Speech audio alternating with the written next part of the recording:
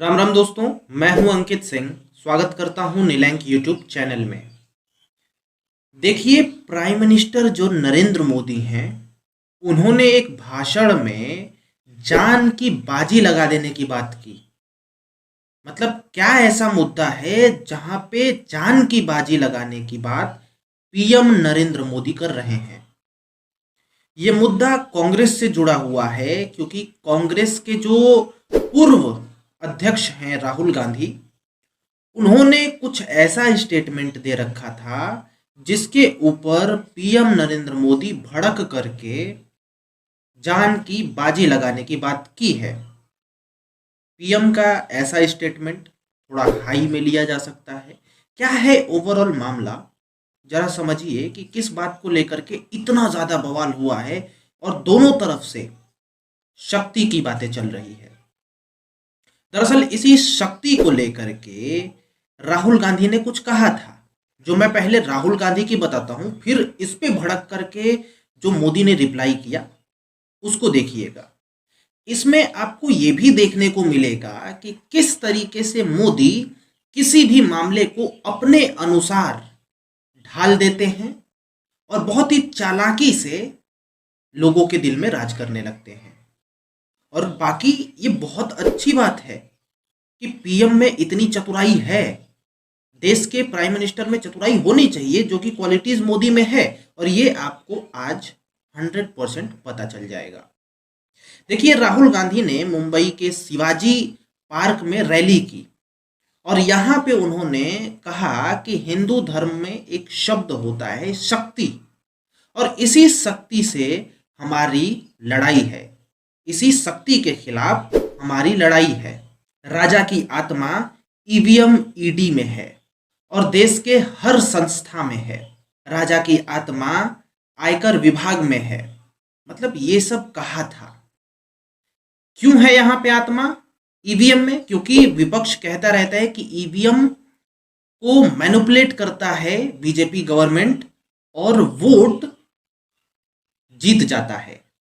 मतलब उसको वोट भी नहीं पड़ते, फिर भी ईवीएम के जरिए वोट जीत जाते हैं, ये लोग इलेक्शन जीत जाते हैं। ठीक है, सीबीआई ईडी में क्यों आत्मा है राजा की? राजा मतलब मोदी। सीबीआई ईडी में क्यों है?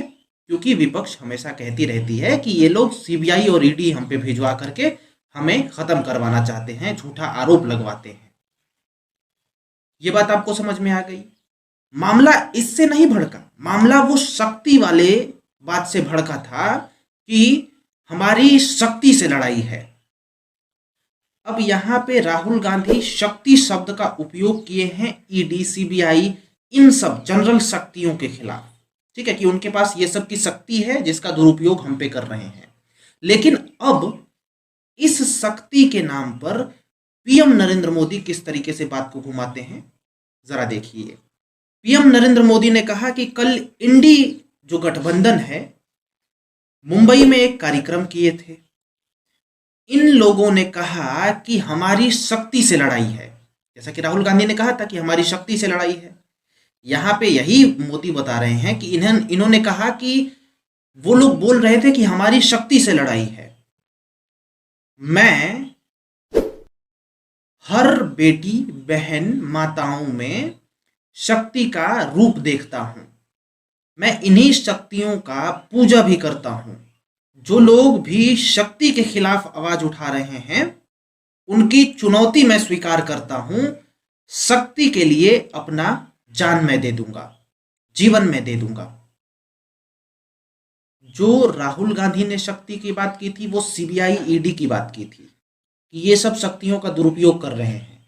लेकिन मोदी ने इसी शक्ति की बात को घुमा करके माताओं बहनों पूजा पर ला दिया और एक कहते हैं ना कि मैनिपुलेट करके, और इसको अपने समर्थन में कर लिया, दिलों में राज करने लगे। क्योंकि मोदी जब बोल रहे हैं कि हम इनकी पूजा करते हैं, माताओं बहनों इन सभी की पूजा करते हैं, रूप में इनका देखते हैं। ठीक है, कैसे घुमा दिया इस मामले को और अपने हाथ में सत्ता लेकर के चले गए। ये है पीएम नरेंद्र मोदी की खासियत, जो कि मैं आपको दिखाना चाहता हूं। इन्होंने कहा कि हर बेटी शक्ति का रूप है, मैं शक्ति के रूप की पूजा करता हूं।